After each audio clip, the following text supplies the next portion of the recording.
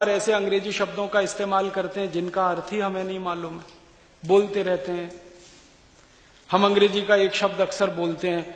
कई बार मैं भारत के ऐसे लोगों के घरों में जाता हूं जो अंग्रेजी पढ़ नहीं पाए और भारतीय रह नहीं पाए, अधकचरे हो गए। हाँ, अंग्रेजी पढ़ नहीं पाए पूरी और भारतीय रह नहीं पाए, ऐसे घरों में जाता हूं। तो वो किस तरह से बात करते हैं, oh Rajiv Dixit, she is my missus. मैं कहता हूं really she is your missus? तो वो थोड़े बौखला जाते हैं, क्या बोल रहे हैं। मैं पूछता हूं तुमको मालूम है मिसेज का अर्थ क्या होता है? मालूम है तो बोलो, नहीं मालूम तो मत बोलो। क्या अर्थ है मिसेज का जानते हैं? मिसेज शब्द का अगर इतिहास आप पढ़ेंगे, इंग्लैंड में, यूरोप में क्या होता है ना, बिना शादी के पति पत्नी बन के साथ रहने की हजारों साल पुरानी परंपरा है, जिसको लिव इन रिलेशनशिप कहते हैं। यूरोप में शादी नहीं करते लेकिन रहते पति पत्नी की तरह से, बच्चे भी कर लेते हैं, शादी नहीं करते। ये विचित्र परंपरा है। एक के साथ आज रह रहे हैं, कल दूसरे के साथ रह रहे हैं, परसों तीसरे के साथ रह रहे हैं, किसी दिन चौथे के साथ, किसी दिन पांचवें के साथ। एक आदमी 40 स्त्रियों के साथ रहता है, एक स्त्री 40 पुरुषों के साथ रहते। अब उसमें होता क्या है कि जिन 40 के साथ रहते हैं, जिसमें एक के साथ अगर शादी हो गई तो उसको छोड़कर सब मिसेज हो जाती है। समझिएगा इस बात को। मिसेस का माने है धर्म पत्नी को छोड़कर वो सारी महिलाएं जिनके साथ आप रात बिता चुके हैं, बिस्तर पे रह चुके हैं, वो मिसेस होती हैं। धर्म पत्नी मिसेस नहीं होती। और मिस्टर इसका उल्टा है। पति को छोड़कर वो सारे पुरुष मिस्टर हो जाते हैं।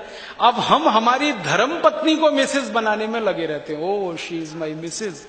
तब मैं कहता हूं really she is your Mrs? मत बोलिए, अच्छा शब्द नहीं, बहुत खराब।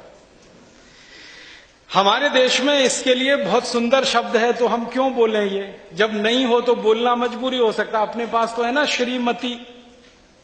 श्री माने लक्ष्मी, मति माने बुद्धि। तो लक्ष्मी और बुद्धि माने लक्ष्मी और सरस्वती जहां एक साथ हो, वो श्रीमती। कितना सुंदर शब्द।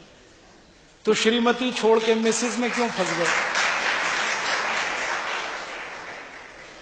तो माताओं बहनों से निवेदन है कि मिस्टर ना कहें अपने पति को। भाइयों से निवेदन है पत्नियों को मिसेस ना कहें। यहां से शुरू करें।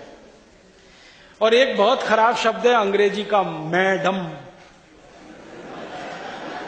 बहुत खराब। ये जो मैडम शब्द है ये अंग्रेजी का नहीं है, मूलतः फ्रेंच का है। ये फ्रेंच में एक शब्द होता है मां दाम।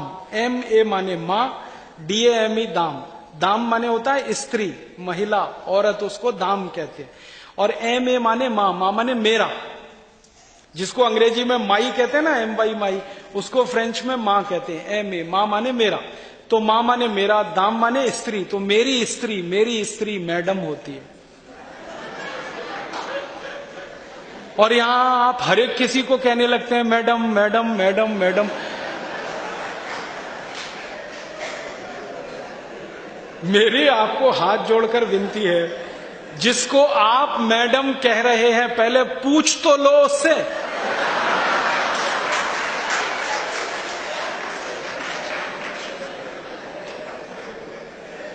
आप पूछो और वो आपको परमिशन दे, तब आप उसको मैडम कहो।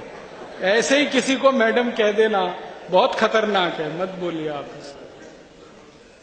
अंग्रेजी शब्दों का अर्थ जाने, समझें, फिर उसके बाद उनका उपयोग करें तो ठीक है। लेकिन जब आप जानते नहीं, समझते नहीं और उनका उपयोग करते हैं तो उसमें गुड़गोबर हो जाता है। तो ये फालतू अंग्रेजी शब्द अपने जीवन में ना लाएं। मैं तो आपको एक